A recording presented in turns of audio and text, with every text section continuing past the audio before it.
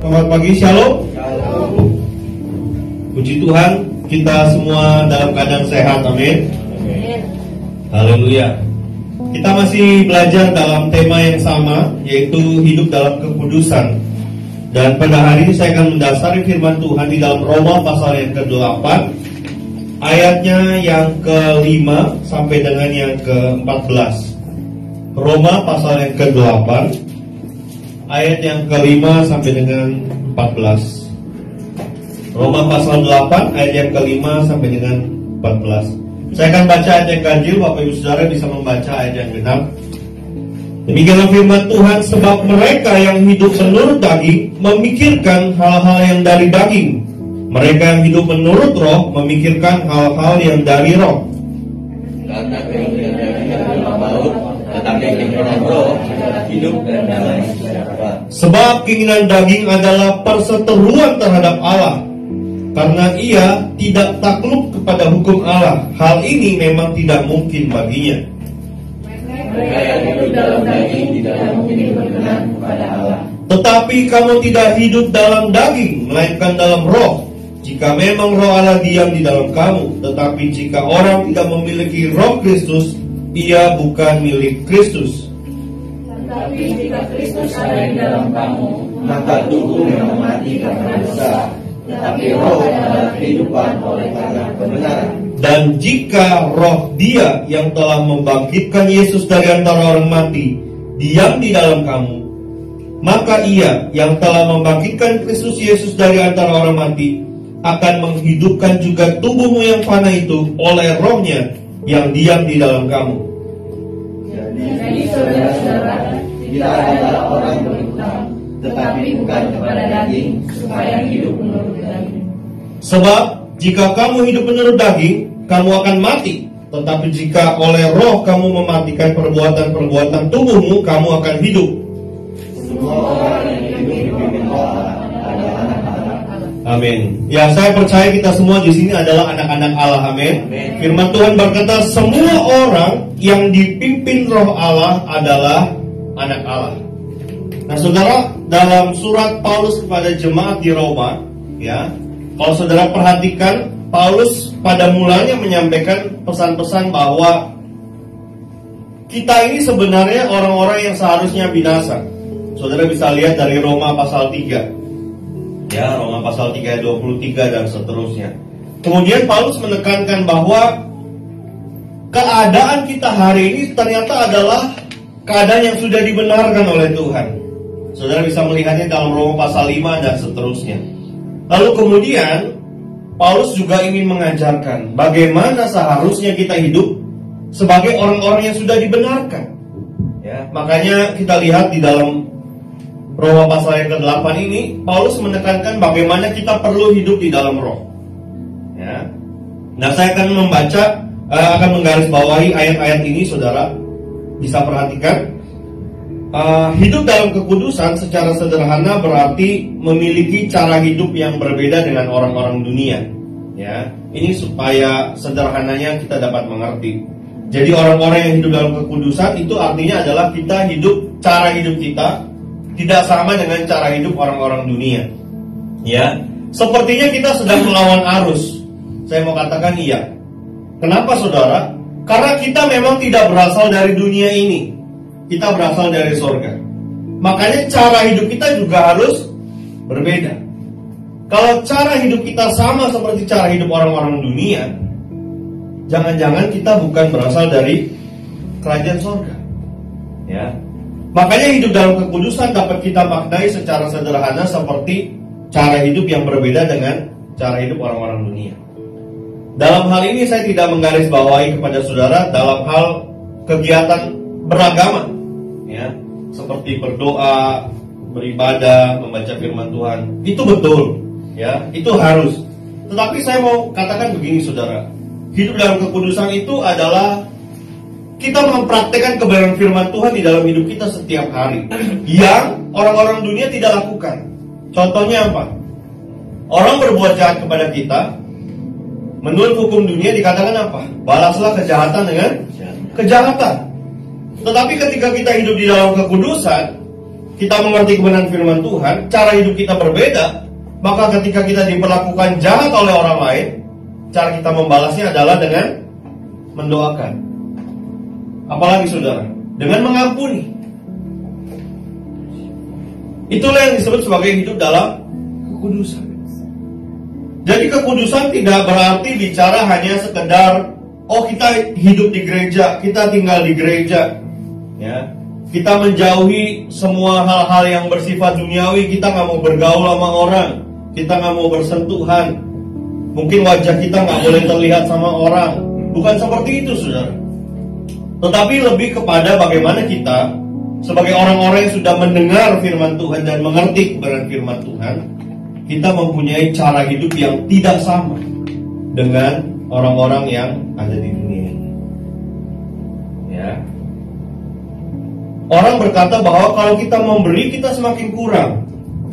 Tapi justru firman Tuhan berkata, semakin kita memberi, semakin kita ditambah-tambahkan.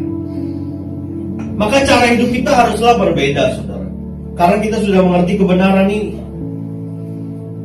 Itulah makna hidup dalam kekudusan secara sederhana. Ya, saya pikir ini sangat mudah dipahami. Sepertinya melawan arus, saya mau katakan iya.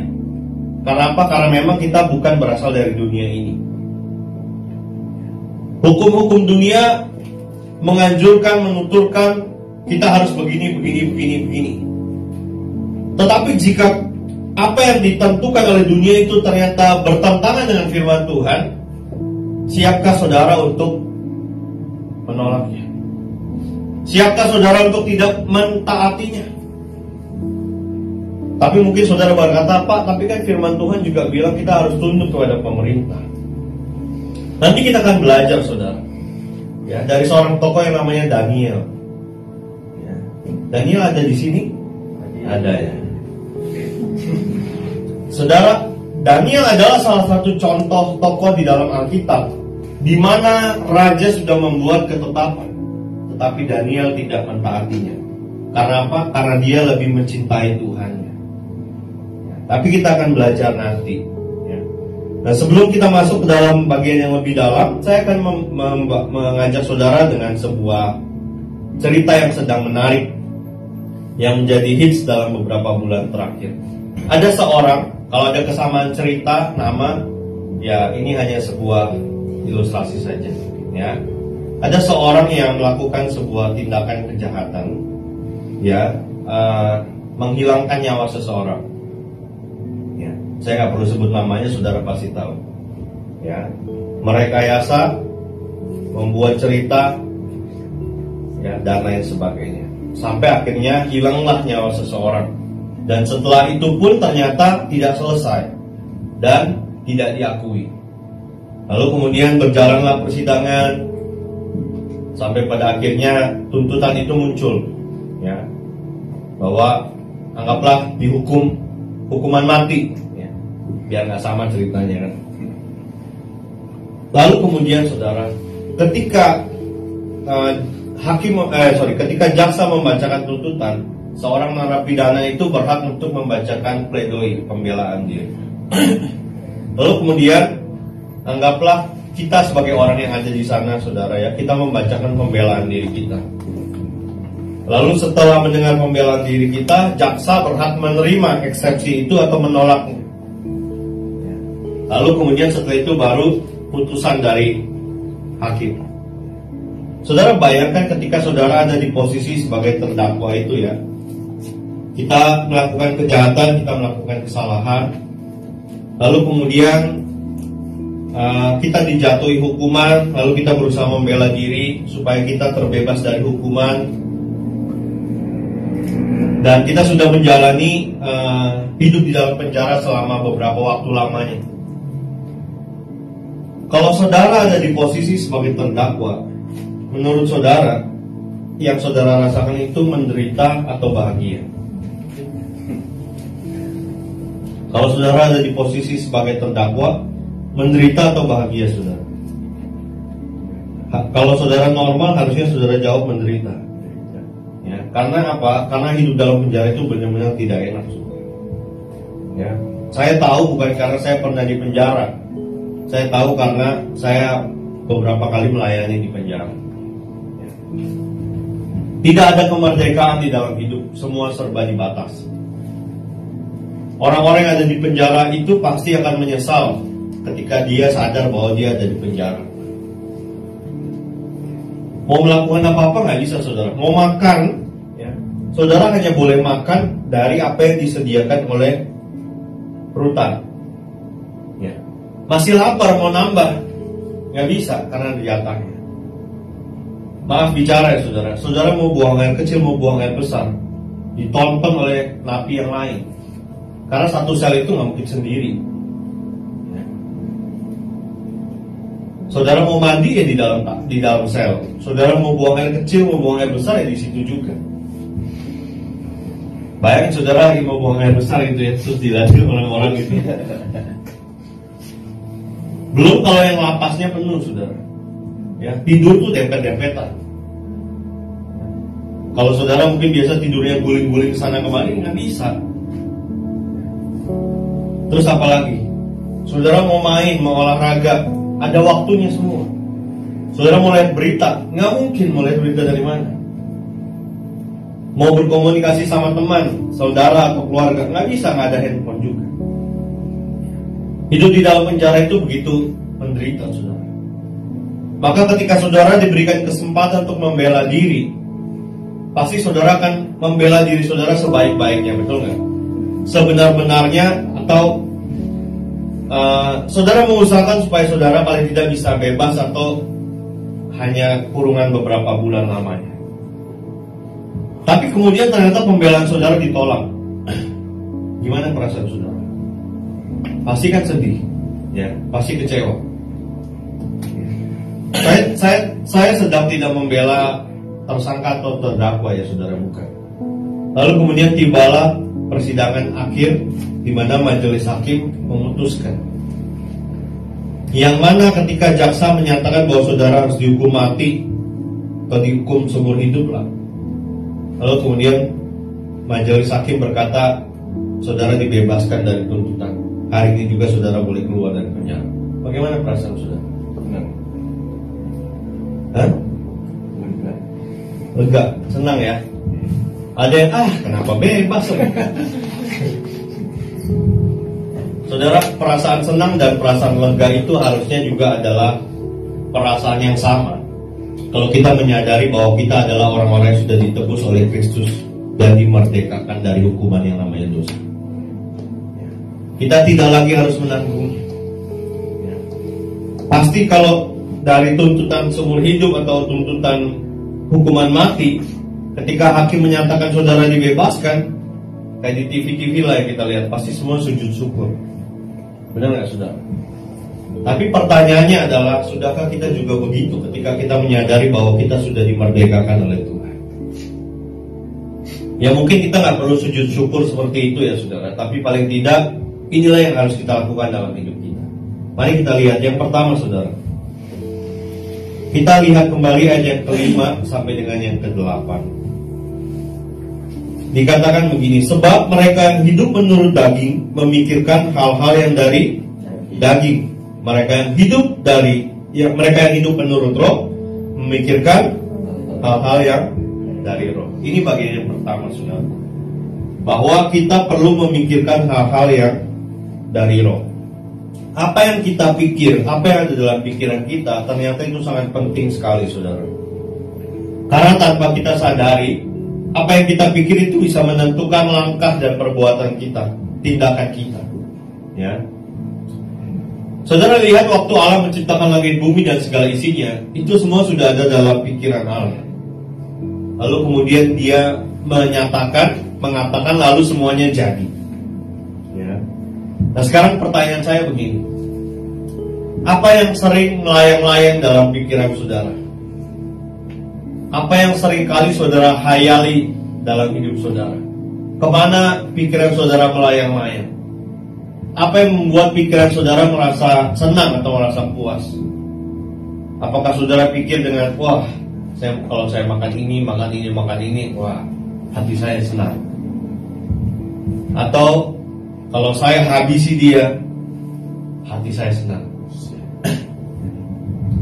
Kalau saya, apalagi misalnya, saya membalas apa yang dia sudah perbuat kepada saya, maka redalah emosi saya misalnya contoh. Kemana pikiran saudara sering saudara bawa untuk melayang-layang? Apa yang seringkali saudara pikirkan dalam pikiran saudara? Percayalah bahwa itu juga yang akan menentukan jalan hidup saudara. Orang yang suka memikirkan tentang makanan, pasti hidupnya suka makan. Bukan dibalik ya, karena dia suka makan, dia mikirin makanan. Bukan, saudara. Karena sebelumnya sudah dipikirin dulu. Coba saudara ingat kira-kira siapa orang yang seperti ini. Ya. Mikirnya makan. Yang dia lakukan kerjanya adalah makan, dan makan. Saudara, orang yang punya pikiran kotor, orang yang punya pikiran cabul, pasti perbuatannya juga seperti itu, saudara. Tidak senonoh. Saya sangat terkejut sekali, saudara. Kemarin waktu saya di Jepang, saya baca berita dari Indonesia. Ada 3 anak SD memperkosa anak TK. Wah, ada lagi berita model begini. Ini nyata loh, saudara. Saudara bisa cek di sosial media. Saya sampai terkaget-kaget. Bayangin, saudara, anak 3 SD itu mikirnya apa? Kok saya bukan 3 SD. 3 orang anak SD ini mikirnya apa? Kok bisa-bisanya dia memperkosa anak TK? Coba saudara pikirkan waktu saudara SD ngapain? Saya aja main. Mikirnya tuh masih main, saudara. Ini bisa-bisanya sudah memperkosa anak TK. Bayangkan, saudara. Karena apa yang kita lihat, ya, apa yang kita dengar, itu sangat mempengaruhi pikiran kita. Makanya penting sekali, saudara, buat setiap kita memikirkan perkara-perkara yang dari Tuhan, memikirkan hal-hal yang dari Roh. Kalau kita mengisi pikiran kita dengan hal-hal yang najis, dengan hal-hal yang kotor, dengan hal-hal yang tidak benar, saudara, maka gerak langkah hidup kita, tindakan kita akan didorong oleh apa yang kita pikirkan itu. Ya. Saya percaya anak-anak ini pasti mereka sering nonton film-film porno. Ya, kalau nggak tahu dari mana. Gitu. Oke lah, mungkin tidak nonton secara langsung ya. Mungkin mereka lihat film-film drama atau film-film dewasa lah, gitu loh, film-film luar negeri. Ya, kan kadang-kadang film-film luar negeri itu kan nggak disensor gitu ya. Dari situlah kemudian timbul keinginan untuk terus memikirkan. Maka jadilah perbuatan itu. Mengerikan, saudara. Ya. Ini tidak main-main, karena itu yang sudah terjadi. Tapi dikatakan dengan jelas bahwa mereka yang hidup menurut daging memikirkan hal-hal yang dari daging. Ya. Saudara bisa mengecek hidup kita masing-masing. Apakah saudara hidup di dalam daging atau saudara hidup di dalam roh? Caranya adalah dengan saudara melihat apa yang saudara pikirkan. Habis ini makan apa ya?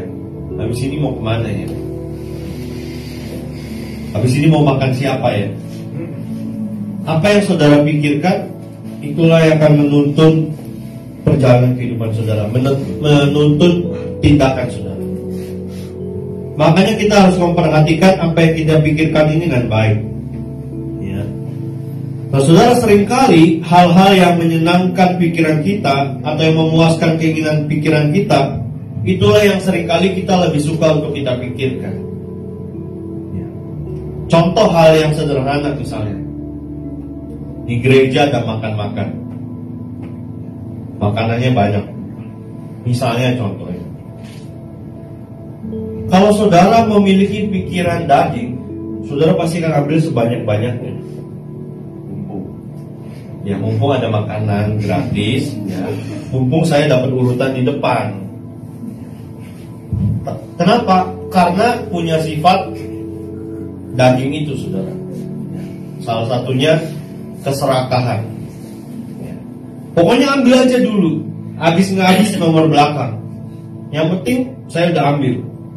Tibalah giliran terakhir Clara sama Juni. Ya, habis. Derita anak STT.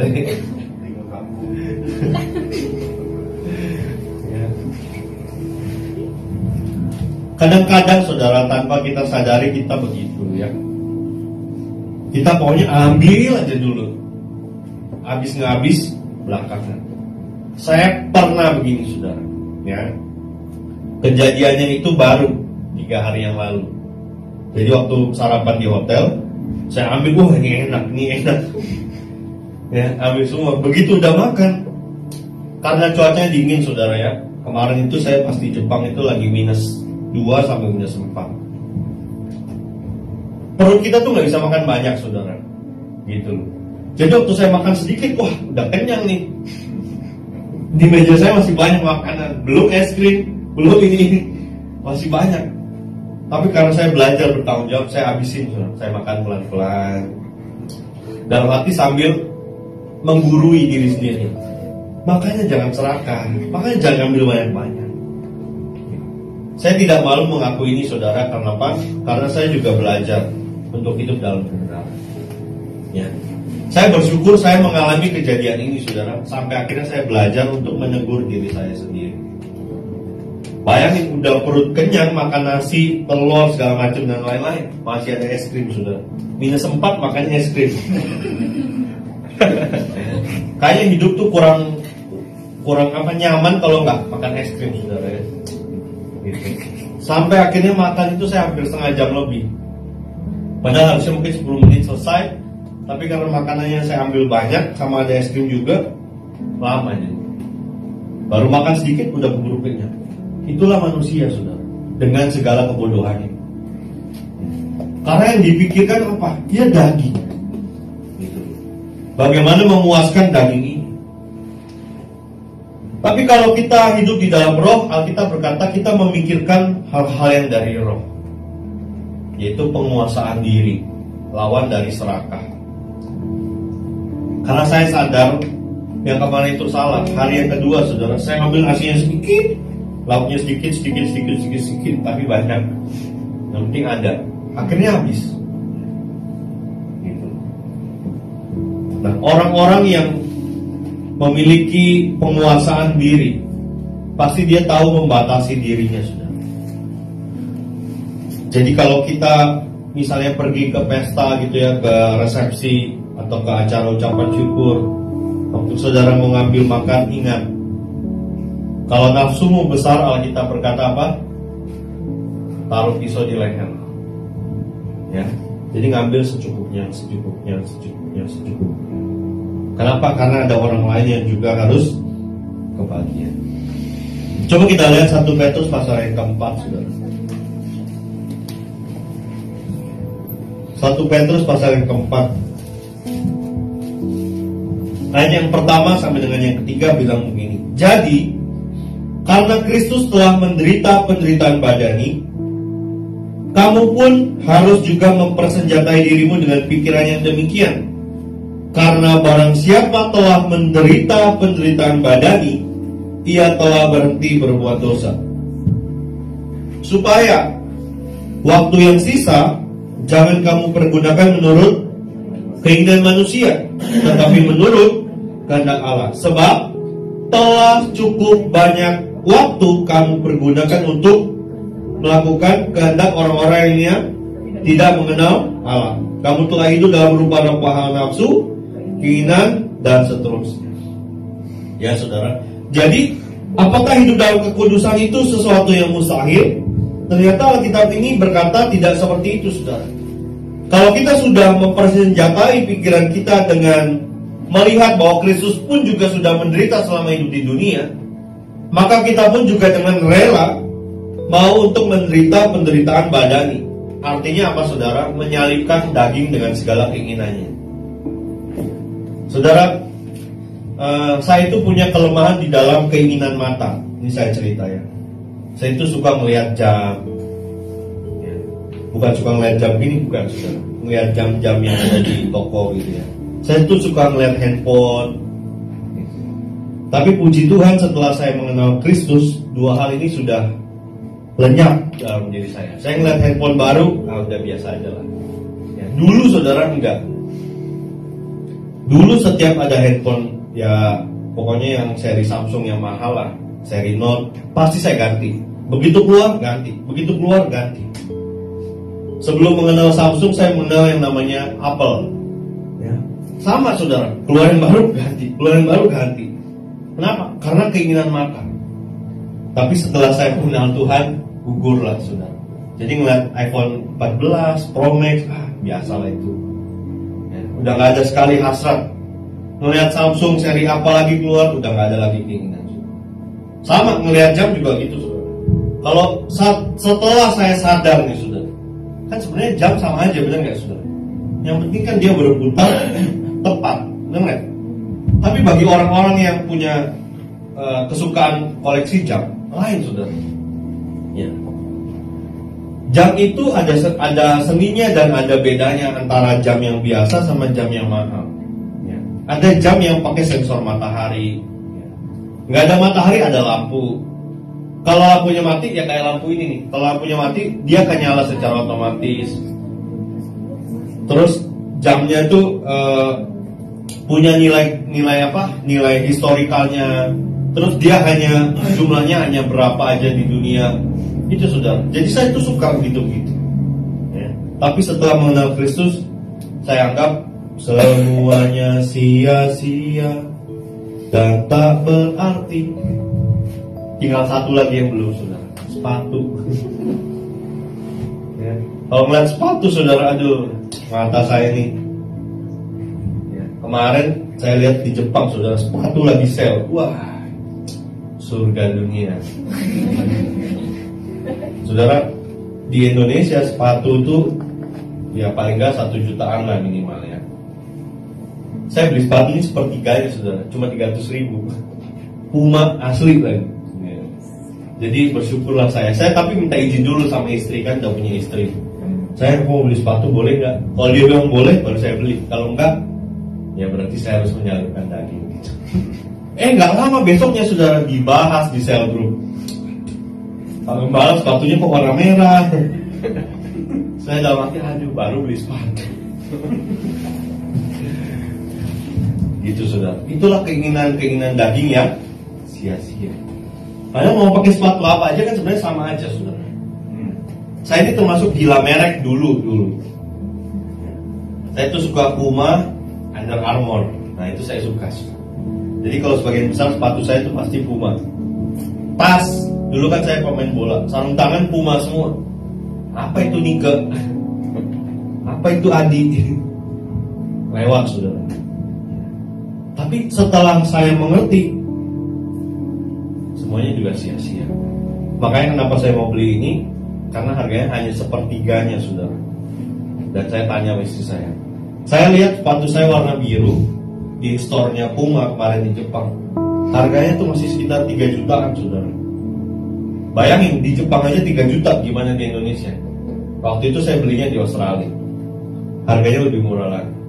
Jadi kalau saya dapat harga yang lebih murah dengan barang yang sama yang saya kepingin, saya itu sangat bersyukur. Ya, kenapa? Ya karena belinya murah. Ya saudara. Tapi Alkitab berkata apa saudara? Telah banyak waktu yang kita buang untuk melakukan hal-hal kehendak orang-orang yang tidak mengenal Allah, dengan pikirannya yang sia-sia. Jadi sebenarnya yang Kristus mau adalah ketika kita memikirkan perkara-perkara yang dari roh, supaya setiap kita tidak lagi memikirkan perkara-perkara yang ada di dunia ini. Karena apa? Karena melihat contoh Kristus sudah menderita penderitaan badan. Jadi kalau ada orang yang berpikir, apakah mungkin ketika kita hidup di dunia kita tidak melakukan dosa? Alkitab berkata, kalau kita sudah menderita penderitaan badani, ia telah berhenti berbuat dosa. Penderitaan badani adalah ketika kita mampu untuk menyalibkan daging dengan segala keinginan. Ya. Kenapa? Karena Petrus menekankan supaya waktu yang sisa jangan kamu pergunakan menurut keinginan manusia, tetapi menurut kehendak Allah. Ya. Karena apa? Karena telah cukup banyak waktu kita pergunakan dengan hal yang sia-sia. Jadi hari ini kita belajar bagaimana kita menaklukkan pikiran-pikiran kita supaya kita memiliki pikiran yang berasal dari roh. Ya, belajar saudara. Saya pun juga belajar. Memang tidak mudah, tapi itulah yang Yesus katakan bahwa kalau kita mau ikut Dia, kita harus menyangkal diri dan memikul salib setiap hari. Baru kita dapat mengikuti Tuhan. Ya. Yang kedua, saudara, kembali ke dalam surat Paulus kepada jemaat di Roma. Dikatakan begini. Semua ayat yang ke-9, tetapi kamu tidak hidup dalam daging, melainkan dalam roh. Ayat yang ke-8 dulu. Mereka yang hidup dalam daging tidak mungkin berkenan kepada Allah. Tetapi kamu tidak hidup dalam daging, melainkan dalam roh. Jika memang roh Allah diam di dalam kamu. Ya, dan seterusnya. Saudara, seringkali kita punya alasan begini. Kan saya masih manusia. Kan saya masih punya daging. Masih punya banyak keinginan untuk melakukan dosa. Tapi Alkitab ini menarik, saudara. Saudara perhatikan ayat yang ke-9 ya. Tetapi kamu tidak hidup dalam daging, melainkan dalam roh. Kalimat selanjutnya berkata apa? Jika memang roh Allah diam di dalam kamu. Roma pasal 8 ayat yang ke-9. Kalau memang roh Tuhan itu ada di dalam hidup kita, maka kita pasti tidak akan lagi hidup di dalam daging, melainkan hidup di dalam roh. Yang membuat kalimat ini menarik adalah ada kata jika memang roh Allah diam di dalam kamu.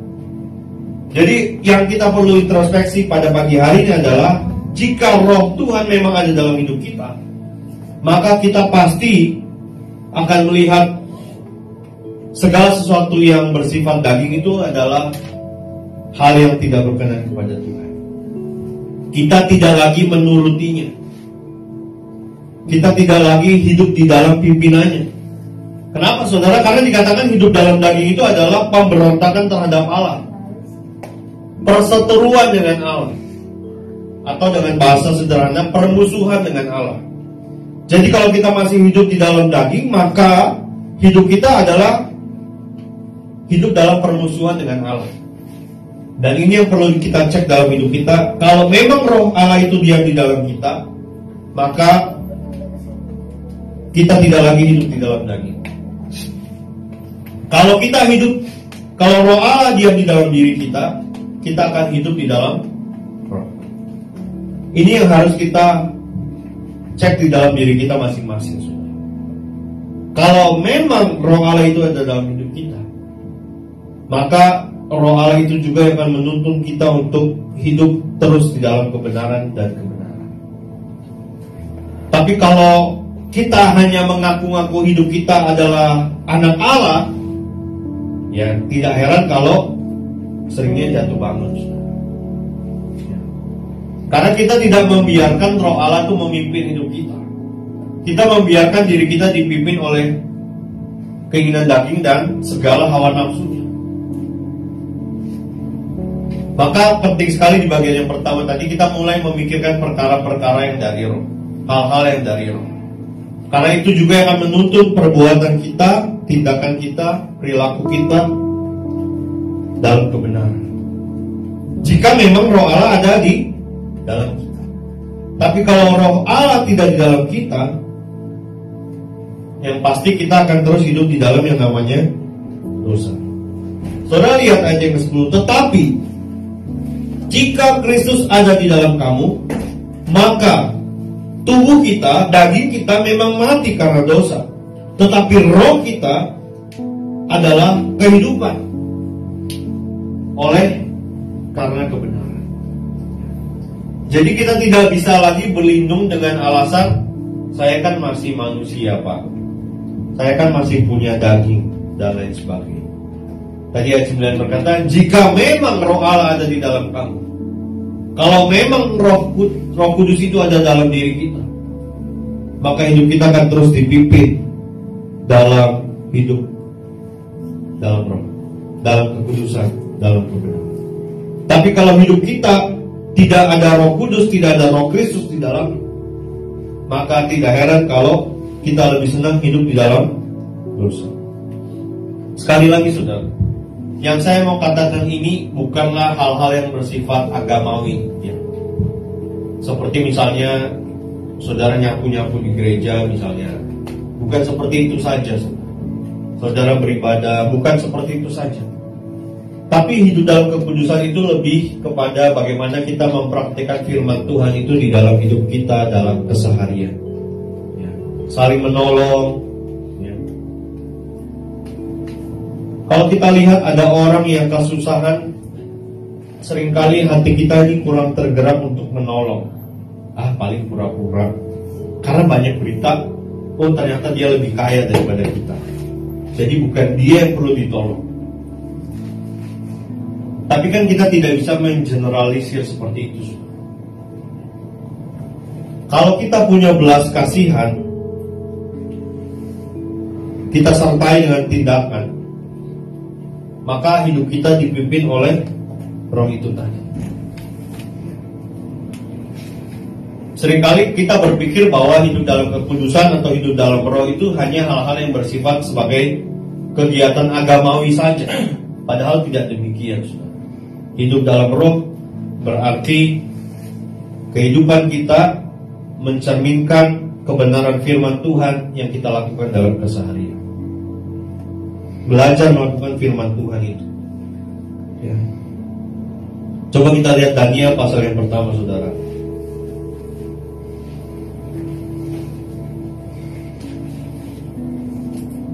Ini yang tadi saya sempat singgung di awal. Daniel pasal yang pertama ayat yang ke-8. Daniel berketetapan untuk tidak menajiskan dirinya dengan santapan raja dan dengan anggur yang biasa diminum raja dan seterusnya. Kenapa? Supaya ia tidak usah menajiskan diri. Saudara tahu apa yang menjadi konsekuensi kalau Daniel tidak menuruti keinginan raja? Eksekusi, ya saudara. Mati. Maka konsekuensi yang paling besar dalam melakukan firman Tuhan adalah kehilangan nyawa. Serem amat Pak Gembala. Yesus berkata, barang siapa mengasihi nyawanya, ia akan kehilangan nyawa. Tapi barang siapa tidak menyayangkan nyawanya karena aku, dia akan mendapatkannya kembali. Pertanyaannya, saudara, beranikah kita untuk berkata tidak terhadap apa yang tidak sesuai dengan firman Tuhan? Beranikah kita punya kemampuan untuk berbeda dengan orang-orang yang ada di sekitar kita, karena kita mempertahankan firman Tuhan dalam hidup kita? Contoh. Beranikah kita tetap mempertahankan hidup kudus sebelum menikah? Ini kan relevan dengan keadaan anak muda di zaman sekarang. Atau justru kita memilih untuk melakukan dosa sebelum menikah? Ngerti lah ya, masa dijelasin maksudnya. Ini sebuah keputusan, saudara, dan saudara yang memutuskan, bukan orang lain. Kalau saudara berkata bahwa saya mau untuk mengikuti kebenaran firman Tuhan, maka hiduplah dalam kekudusan sampai selama-lamanya. Sebelum menikah tidak melakukan hubungan seks. Setelah menikah ya silakan. Tapi ada tapinya, saudara, dengan pasangan sendiri. Daniel berani seperti itu, saudara. Padahal dia tahu konsekuensinya adalah dia harus kehilangan nyawanya. Tapi dia lebih mencintai Tuhannya daripada dia harus tunduk kepada raja. Sadrak, Mesak, dan Abednego pun juga demikian, saudara. Mereka rela harus dilempar ke perapian yang menyala-nyala demi mempertahankan kebenaran di dalam diri. Pertanyaannya pagi hari ini adalah, apakah saudara juga memiliki sikap yang sama? Atau kita masih pikir-pikir, Aduh, sayang lah. Sekali lagi saudara, sudah sering saya katakan, dosa itu memang menarik.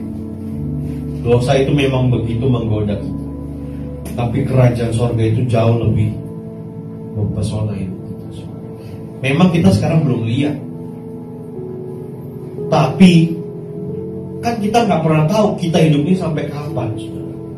Jangan sampai kita berpikir, oh nantilah, masih lama, saya kan masih muda.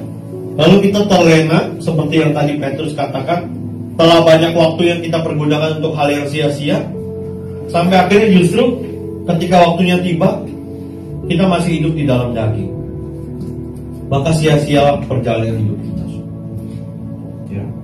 Pagi hari ini, marilah ambil keputusan untuk hidup di dalam roh. Supaya apa, saudara? Supaya engkau tidak menyia-nyiakan keselamatan yang Tuhan sudah berikan. Yang terakhir, saudara, kembali ke Roma pasal yang ke-8 ayat 12 berkata, jadi saudara-saudara, kita adalah orang berhutang, tetapi bukan kepada daging supaya hidup menurut daging. Sebab jika kamu hidup menurut daging, kamu akan mati.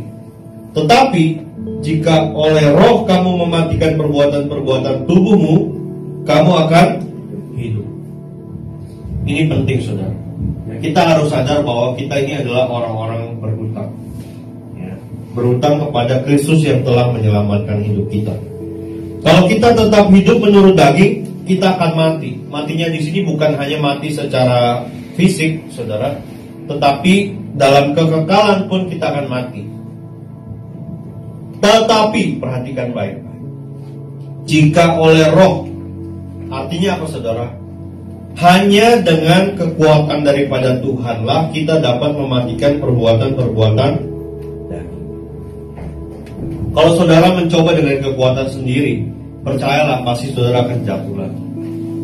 Misalnya contoh, saudara mengotori diri tubuh saudara dengan rokok misalnya. Saudara mau berusaha bagaimanapun, nggak akan pernah bisa berhenti merokok. Ya. Kecuali saudara dimampukan oleh Tuhan untuk berhenti.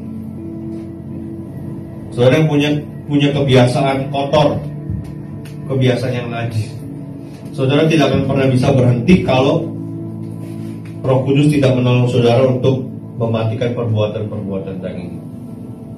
Kalimat ini jelas kok. Tetapi jika oleh roh, ya, jadi karena perbuatan roh, karena pertolongan Roh Kudus, kamu mematikan perbuatan-perbuatan tubuh, atau kamu mematikan keinginan-keinginan dagingmu, maka kamu akan hidup. Jadi hanya karena pertolongan Tuhan, hanya karena kasih karunia Tuhan, kita dapat mematikan perbuatan-perbuatan daging. Yang perlu kita lakukan pagi hari ini adalah datang kepada Tuhan, mengakui semua kekurangan kelemahan kita, semua keinginan hal-hal kedagingan yang masih kita lakukan sampai hari ini, dan minta pimpinan Tuhan, pertolongan Tuhan, supaya kita dapat mematikan perbuatan-perbuatan daging kita. Karena apa, saudara? Karena ayat 14 berkata, semua orang yang dipimpin Roh Allah adalah anak Allah. Kalau saudara bilang saudara adalah anak Allah, maka berilah hidupmu dipimpin oleh Roh Allah. Dengan pimpinan Roh Allah, saudara dapat mematikan perbuatan-perbuatan daging itu. Tuhan Yesus memberkati kita semua.